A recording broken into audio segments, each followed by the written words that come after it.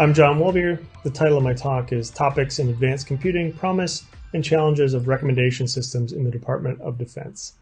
This is work I've done with my colleague Scott McMillan at SEI, as well as results of collaboration between Professor Zumeng and his student Elliot Binder at CMU Electrical and Computer Engineering. I'm going to give you an overview of recommendation systems, talk about concepts and foundations, talk about applications to the Department of Defense and the intelligence community. Then we're going to spend some time talking about a very popular recommendation system right now, DLRM, Deep Learning Recommendation Model. It's popular because of its presence in the MLPerf benchmark suite. We're going to talk about aspects of advanced computing within DLRM and in the ETC, and then some of the results from the collaboration with CMU ECE. So what is a recommendation system? Well, given your profile and the things that you've liked in the past, what's the probability that you're going to click on a recommendation? So if you've used Netflix, Amazon, YouTube, Spotify, Facebook, or Twitter, you have interacted with a recommendation system. It's what gives you your next movie to watch, or your next product to buy, or your next video to watch. Facebook has said that DNN, Deep Neural Network-based personalized recommendation models, are up to 80% of their AI inference cycles in a production-scale data center. This is a huge number of cycles, and it points to the importance of recommendation systems.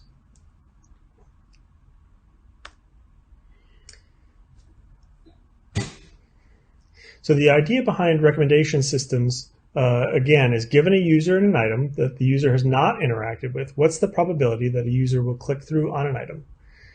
So a good way to think about this is by this matrix. And so we'll use the Netflix Prize data set sort of as our motivating example.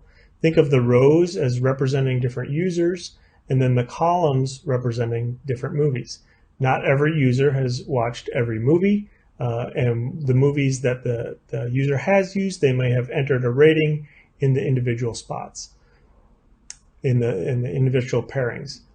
The idea of the recommendation system is to fill out this matrix. So predict a rating for all movies for each individual user. One thing that's important about recommendation models is the sparsity of the data. That is, any given user has interacted with very few items. And so again, using the Netflix Prize data set, we can think about this sparsity. So imagine we have about 20,000 movies and we have about 500,000 users. That's 10 billion combinations. So if you had your user by movie matrix, it would have 10 billion elements almost. On the other hand, the ratings of 1 to 5 have only been given for about 100 million of these pairings. So what does that mean in terms of sparsity? 100 million over 10 billion is about 1%. This matrix actually has 100 entries. So if we wanted to represent a sparsity of 1%, that would just be one of these empty spots filled in. But for visual clarity, we filled a few more in. But the main idea is still that you want to predict what values to put in the empty spots. So recommendation systems in the Department of Defense and intelligence community come in many different flavors. So within the field of intelligence analysis, you can imagine that the number of documents that are available to analysts is much, much greater than the number of analysts. And so how would they prioritize what documents to read? And that could be provided from a recommendation system. Similarly, a novice analyst could be guided in their search using paths from more experienced analysts. In the field of cybersecurity, there's a long list of applications generating prioritized lists for defense actions, detecting insider threats, or an important one is as an attack vector. And what I mean by that is, since there is all this commercial use of these recommendation systems, adversaries can attack those recommendation systems to turn outcomes toward their desired outcomes. In which case, cybersecurity analysis has to be analysts have to be aware of recommendation systems. Similarly, in social network analysis. We have discovery of fake news or identifying malicious conversations and groups. More specifically, the JAIC is the Joint AI Center. That's the Pentagon's point of focus for the AI mission. The JAIC has 6 different mission initiatives, all listed here, and recommendation systems are appearing within these mission initiatives. The first example is Kitware, developing and demonstrating the interactive query refinement with intelligence imagery, and they're actively developing this capability and migrating it to Project Maven. Within the Joint Logistics Mission Initiative, there's been work on operationalizing AI for predictive maintenance within helicopter engines. In this case, it's an active learning scenario where you train an AI that provides results to users who can quickly approve or reject results, and then at the same time be doing unsupervised data exploration to generate candidate questions that a user may want to ask the AI, and then use this model to recommend future questions to the user. If you're interested in these applications, you can contact Dr. Juan Vasquez at AFRL. MLPerf is a collection of benchmarks. It's a community-wide effort. It has become very popular in recent years. It's a community-wide effort to develop benchmarks for evaluating vendor hardware that represent real-world problems. It includes many, over 70 in fact, companies that are involved with AI ML hardware. It also involves universities and research institutes, with including all the big names in research institutions. MLPerf has DoD relevant benchmarks within it, and namely the image classification and object detection benchmarks are very relevant for DoD, as is the natural language processing elements and benchmarks. Recommendation systems have also been part of this activity, and most recently, Facebook's deep learning recommendation model was recently added to the MLPerf benchmarks. Because of this, it is receiving a lot of attention from, like I said, companies and universities and research institutes, and it's providing an excellent way for people to study the details of these models and learn about their performance and their performance characteristics. I want to talk a little bit about, again, expand on this idea of the matrix of users in movies, and how a user-movie pairing is one prediction, and how a model might represent that. So again, the size of this matrix could be 10 billion or more, larger, and you don't actually want to store that 10 billion sized matrix. So how do you get a prediction for an individual user and an individual movie? This is a technique called matrix factorization that's used. The idea here is you represent users by a smaller number of entries.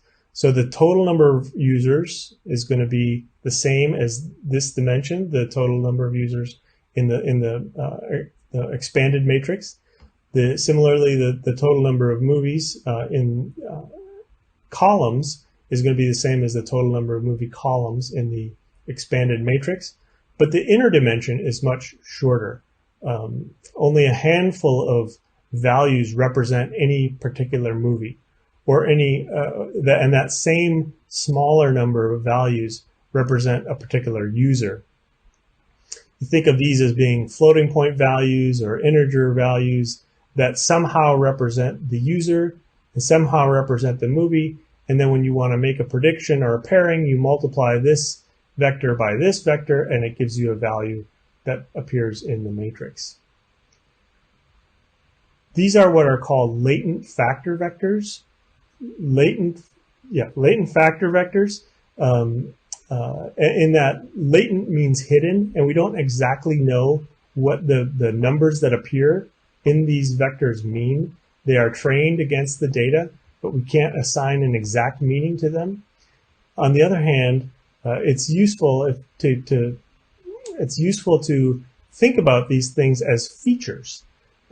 So for example, one might think of the features of the user being gender, hobbies, income, country, age, or party, and then the features of the movies being genre, soundtrack, director, producer, actor, year. Again, this is sort of notional because really, once you train on the data and you arrive at these numbers, you've sort of lost that meaning.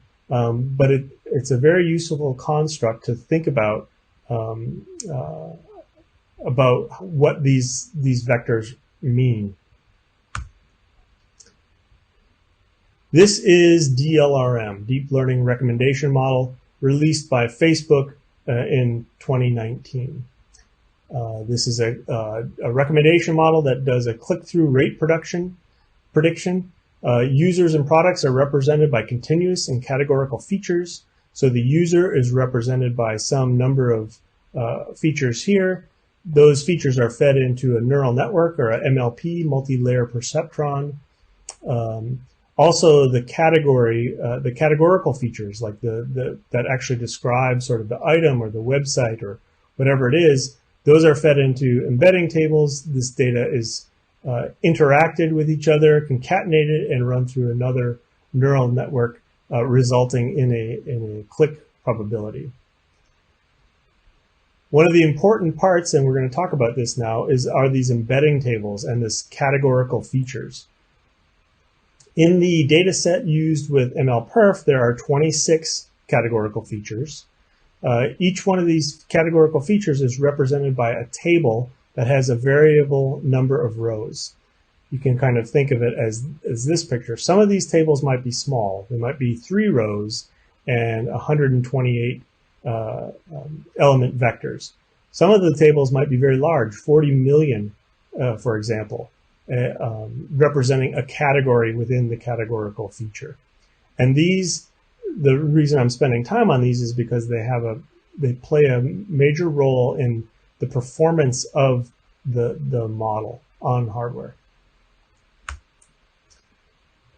So there are many aspects of advanced computing that are present even within DLRM. And some of those, a small selection of those, are shown here. Similarly, I have a list of some past and present projects within the Emerging Technology Center. And this matrix, I've filled out some entries showing which of our projects have approached which of these different topics within advanced computing. So parallelism is a major topic in advanced computing. Data level parallelism, model level parallelism, the type of model level parallelism, hardware level parallelism. SIMD is single instruction, multiple data. SIMT is single instruction, multiple thread. Different specialized kinds of cores for doing to accelerate compute. In fact, specialized application-specific integrated circuits are being designed presently and sold specifically for these kinds of workloads. And you can see that within the ETC, we have experience in all these different aspects of advanced computing. The one I'm going to focus on today is this last one, data motion. Data motion really underpins all advanced computing and all of computing. So we'll look at data motion and how it manifests and how it plays a role within DLRM. So first of all, what is data motion? Well, data motion is the most expensive part of any calculation.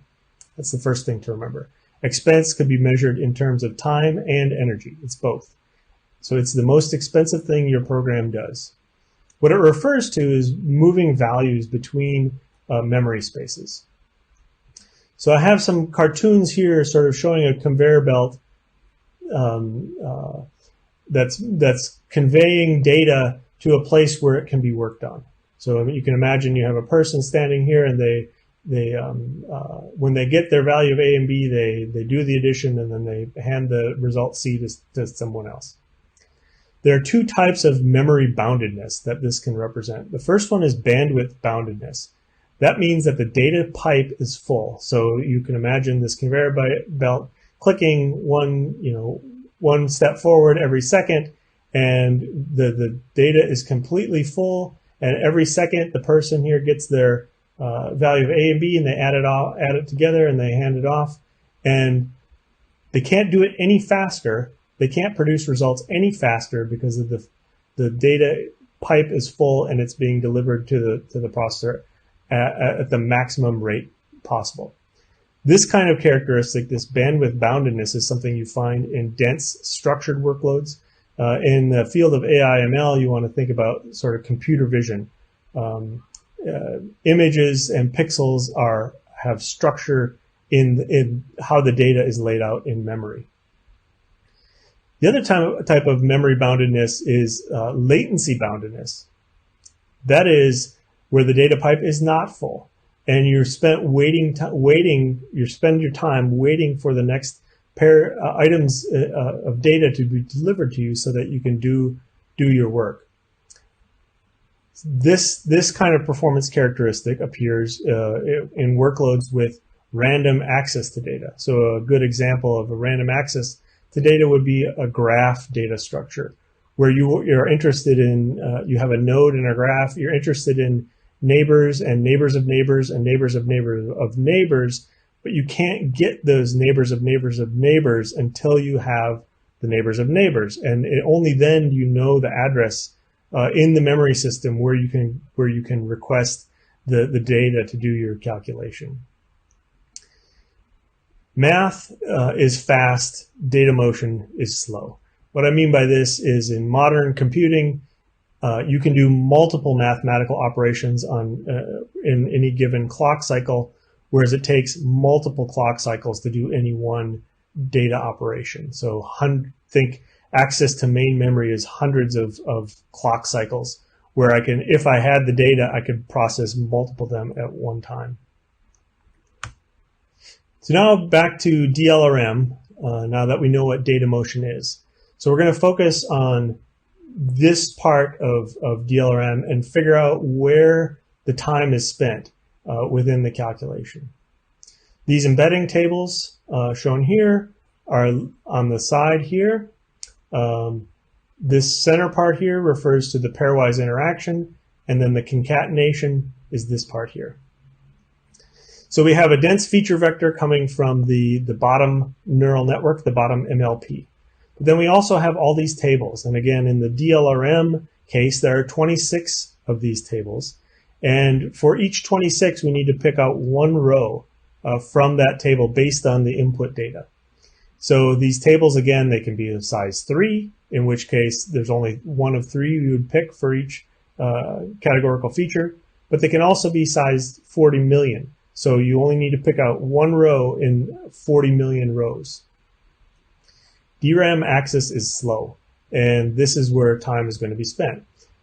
However, once you get all those rows, you put them together, and you do what's called the interaction, where you sort of do a mixing. You're multiplying each row by each other row to give you a measure of the interaction of the different categories or the different categorical features. And then you append that data again with the dense feature that came from the bottom MLP. So to look at where is time spent in this whole thing within DLRM. The dense feature, this would be the MLP I'm referring to, is what we would call fast. That's this fast vector math. At the very worst, it's bandwidth bound. If you go back to what I talked about on the previous slide, the bandwidth is the pipe to the processing unit is completely full. On the other hand, all these random accesses to main memory is very slow. Again, hundreds of times slower than this math is the DRAM access. The actual math doing the interaction is also fast. The process of concatenation is, again, a data motion process where you have to move data from one location to another location, and then you have to move data from this location to this location before you can send it on to another fast top MLP, multi-layer perceptron.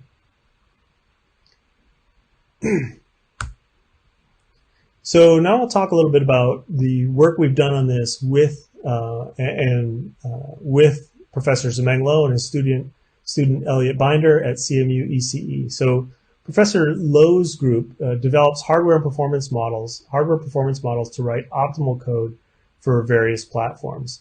These models then get incorporated into the Spiral framework, which is something from Professor Franchetti at CMU ECE, ultimately to automatically generate optimal code. AI models are overwhelmingly implemented in Python frameworks such as PyTorch and TensorFlow. These Python front ends then are linked to high-performance hardware-specific backends. However, the high-level abstractions in these models introduce performance trade-offs that you can get around if you are willing to write hand-tuned specialized code. Well, it's important to write hand-tuned specialized code that's driven by performance models so that you know what you're missing.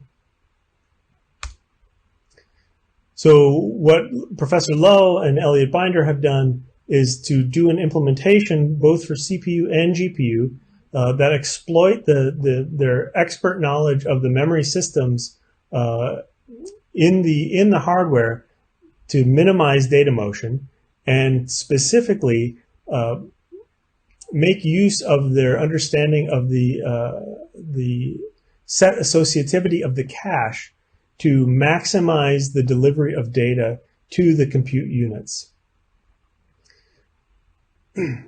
So the results that we're going to show in a second are applied to both CPU and GPU implementations. They have performance models for both of these kinds of hardware. These results are new results that will be presented at conferences in coming months, and will be held up as the best possible performance that the community can be expected to achieve in their workload. So what we have here is several results. So going across the bottom, the first 4 columns are CPU results. The second 4 columns are GPU results. The first 2 refer to the small-sized model within DLRM. The next 2 refer to the MLPerf, or the DLRM MLPerf sized model, and similarly small and MLPerf for the GPU.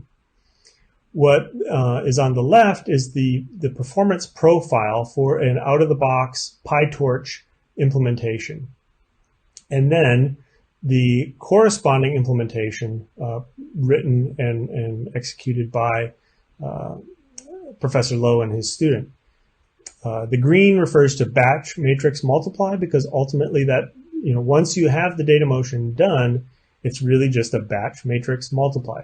Well, it turns out that they can get, in this case, up to 5 times performance improvement against an out-of-the-box PyTorch implementation. 5 times.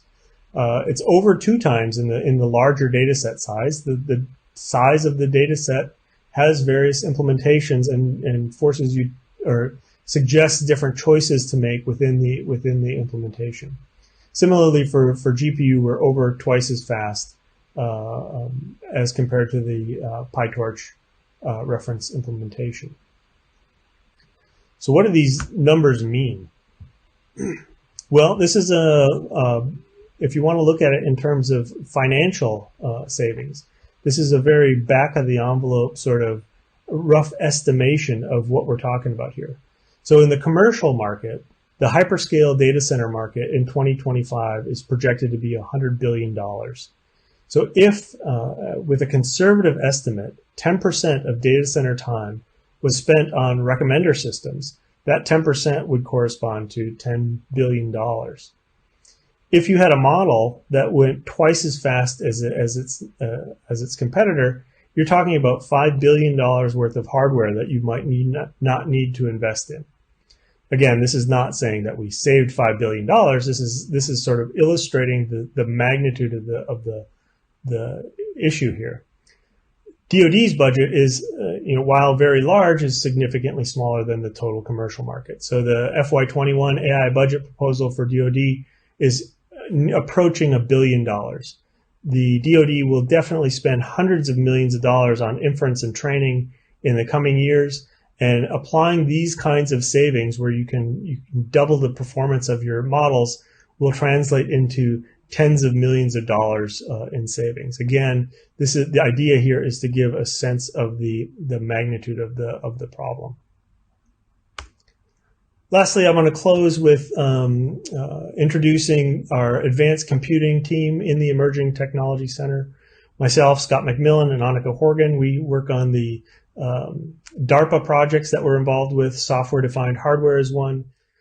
Scott and I also work on the Spiral AI ML project, which I touched on in terms of how Professor Lowe's performance models feed into the Spiral project. We have activities in quantum computing primarily from Jason and Dan Justice, and most recently we've started a project called the Quantum Advantage Evaluation Framework. And then last but not least, Professor Zemeng Lo and Elliot Binder, we work with them closely to get their information and get it out to DoD and IC. With that, I'll take any questions. Thank you.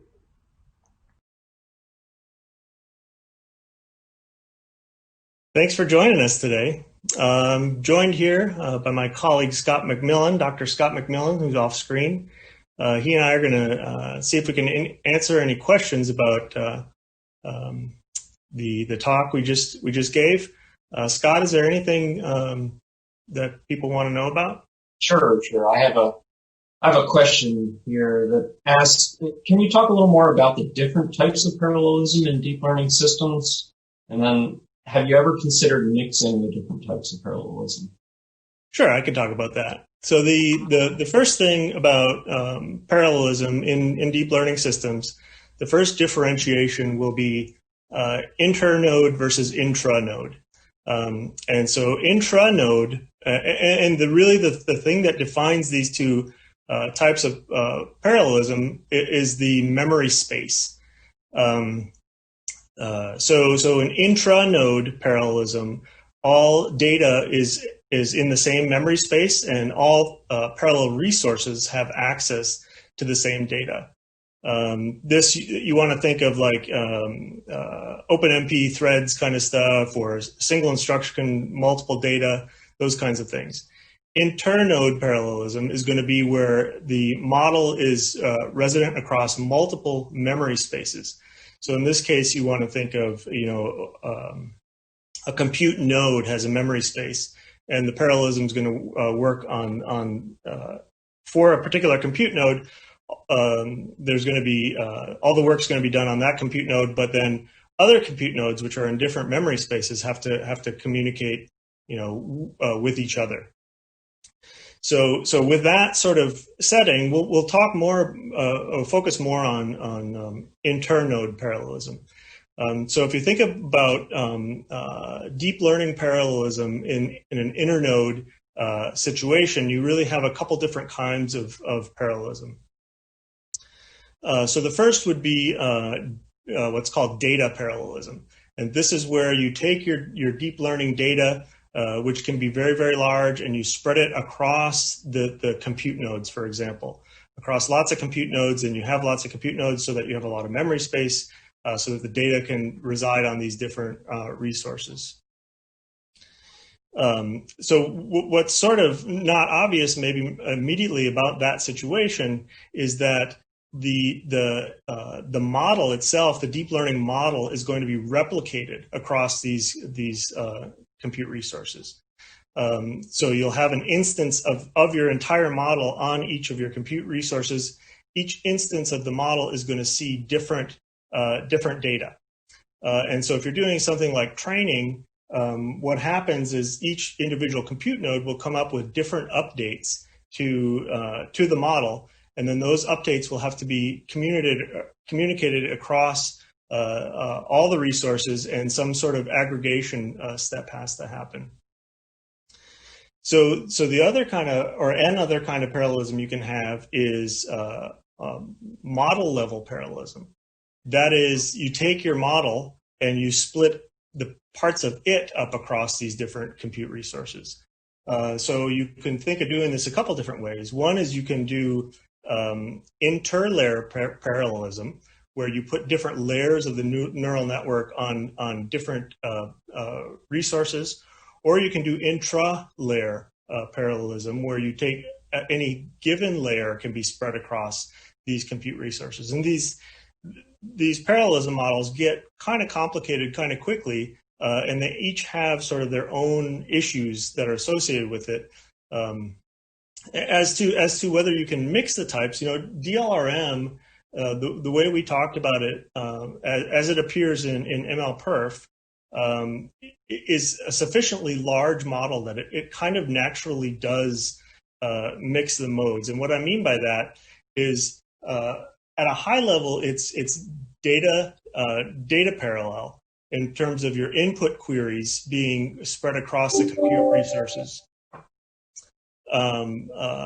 However, the nature of these tables, they're very large tables. If you remember, in some cases, you've got 40 million entries of 128-bit vectors. One of these tables itself can consume, in the tens of gigabytes. And you have, again, 26 of these tables in the MLPerf instance of DLRM. Not all of them are 40 million, but some of them are. And so basically all 26 tables will not fit in the memory space, if you're thinking about GPUs, for example. All the data won't fit in one GPU's memory space. So the sort of the input data has to be spread across these resources. It has to be done in such a way that any compute node can get to that data. And there, in fact, in the implementation of DLRM, there's a sort of an all-to-all communication pattern that has to happen so that all compute nodes can get access to all the data, even though it's over some sort of communication network. So you can tell, I've talked about it for a little while. It's not a trivial matter, and it's a sort of an aspect of advanced computing, and one of the things that we think about. Excellent. So we have some audience questions here. First of all, Robin asks, are the model algorithms and low-level rewrites published or proprietary? So the results that I showed today have been submitted to the IPDPS conference. That's the first author on that work is Elliot Binder. And then Zemang and Scott and myself are on that paper. Scott, when does that conference happen? That happens in May of every year. Okay, so I mean, we could maybe, I guess we'll probably have to wait for acceptance to see if it's accepted. But yep, that usually happens in January. January. So yeah, so it will be soon to be published, and it's the results and it's the details about how those results were achieved. Right. And then we have a question from Katie, and she's asking, can you go into what the quantum framework is? So sure. So we have some work in the quantum field. I think there might be a poster in the next session. Is it from Jason Larkin? Yes.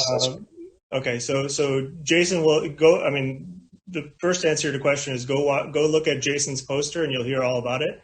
A summary sort of is we're in what they call the NISQ era, the noisy intermediate scale quantum era, and there's a question about whether in the next 5 to 10 years there will be a quantum advantage for DoD relevant applications.